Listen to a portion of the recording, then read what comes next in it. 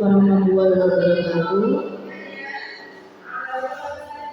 Terima kasih atas kehadiran ibu-ibu wali murid dari kelas 6. Di sini saya akan memaparkan tugas saya tentang PJOK gelombang pertama tentang rencana tindak lanjut. Rencana tindak lanjut yang saya ambil adalah tentang pendidikan kebugaran latihan Farulek yang dimodifikasi. Adapun latar belakang dari judul yang saya ambil, hal yang mendasari pemikiran saya untuk membuat judul ini karena anak-anak yang sering mengeluh tidak kuat pada waktu olahraga, capek, pusing ketika disuruh lari, ketika disuruh gerak dalam olahraga yang mau maksimal sesuai target, itu anak-anak sering malas. Makanya saya ambil judul Farulek ini untuk tugas RTL saya.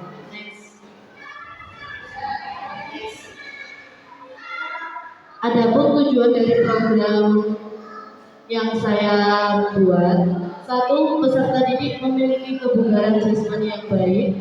Yang kedua, peserta didik memiliki rasa tanggung jawab, kerjasama, dan kreativitas. Yang ketiga, peserta didik mengetahui dan sadar betapa pentingnya manfaat olahraga bagi tubuh. Yang keempat, peserta didik lebih termotivasi dan tertantang dalam mengikuti proses pembelajaran menggunakan latihan Farulek yang dimodifikasi. Yang terakhir, komunitas dapat bekerja sama dalam menyelesaikan program.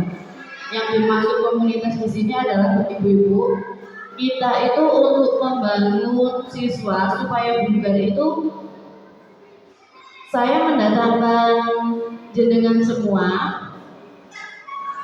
itu untuk memotivasi anak-anak dalam di rumah supaya tidak diam saja pada waktu di rumah, pada waktu liburan. Sekarang ini kan akan ada kegiatan liburan setelah ujian, pasti anak-anak selalu pegang gadget. Nah, maka dari itu, ayolah kita sama-sama untuk menjaga kebugaran kesehatan anak-anak dengan memantau anak-anak di rumah.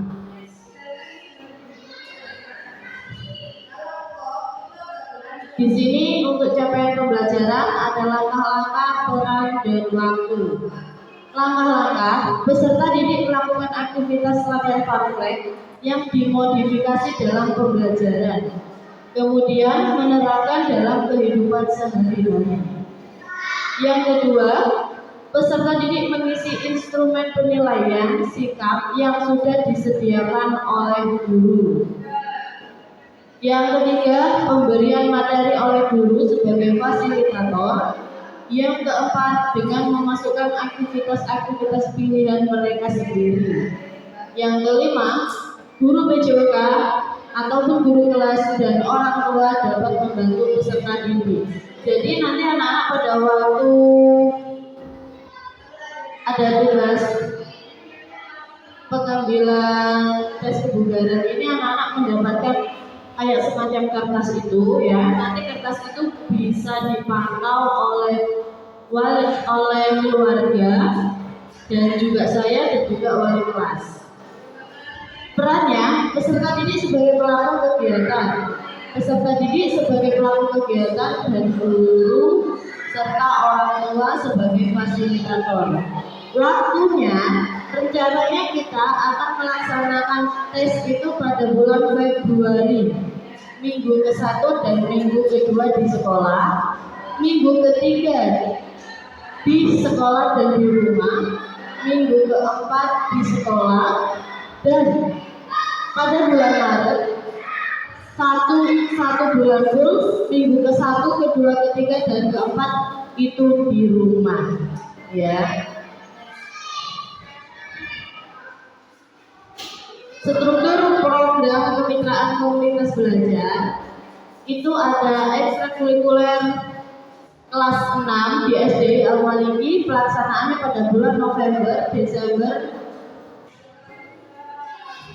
dan Januari itu di sekolah. Dilakukan pada saat proses pembelajaran di sekolah. Penanggung jawab itu adalah kepala sekolah, pelaksana guru, pengawas, orang tua, peserta kelas 6 SDI Al-Maliki. Adapun aset yang dimiliki di SDI Al-Maliki adalah kita mempunyai aset sebanyak 6 rombel. Tenaga pendidikan di SDI Al-Maliki terdapat 15 orang.